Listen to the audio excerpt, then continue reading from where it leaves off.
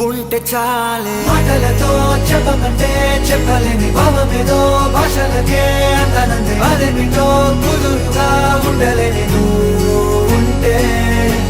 అడిగితే అదేమిటో అర్థం కాదు నిన్న మొన్న నాలో ఉన్నా నేనే కాదు పుట్టిందంటే నీతో తప్ప పోనే పోనే మంతే